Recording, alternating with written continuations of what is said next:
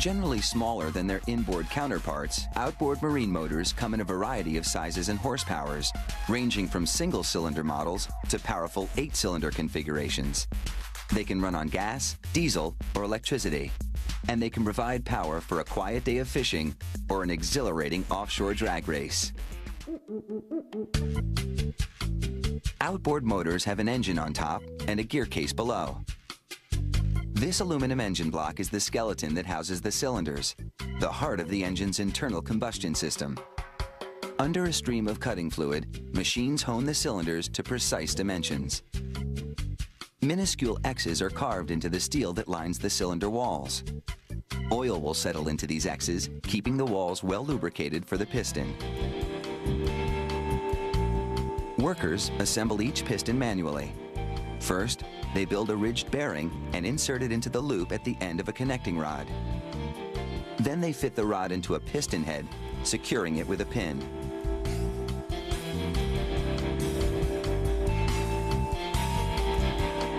The pistons are placed in the cylinders.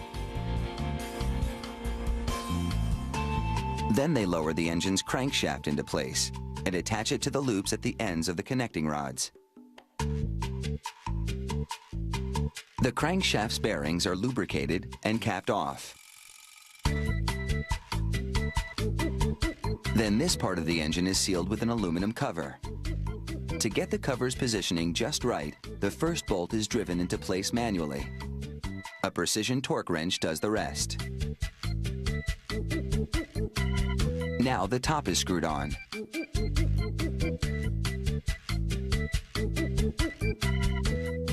A magneto system is mounted onto the crankshaft.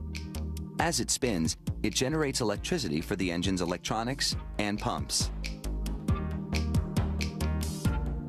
Meanwhile, on another assembly line, the gear case takes shape. This machine locks the case's forward gear to a shaft that'll turn the motor's propeller. The propeller shaft connects the lower drive shaft. The factory buys these pieces ready-made from a supplier, but still has to refine the dimensions so that everything fits together perfectly. This machine analyzes the shaft. It concludes that this one needs to be a fraction of an inch longer. So workers add the required number of steel discs, called shims. They insert this drive shaft into the gear case, then attach the propeller shaft with the forward gear.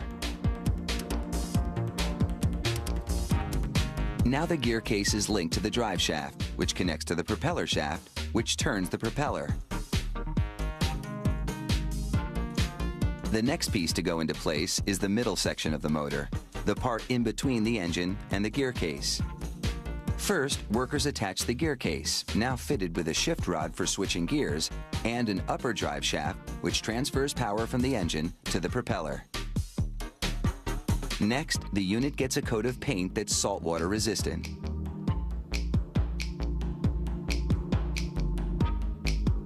When the paint's dry, workers bolt the engine on top of the assembly. The engine is plugged into a master computer which automatically uploads an operating system onto the engine's internal computer. Then using a scanner, they input information about each cylinder. The motor is now fully operational.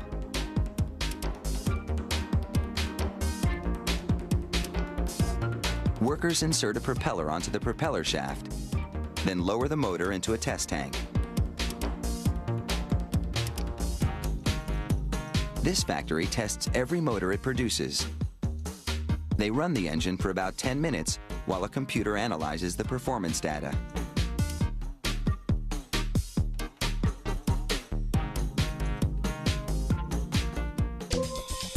After drying the engine thoroughly, workers apply the finishing touches, starting with the two-part cover that encases the lower portion of the motor.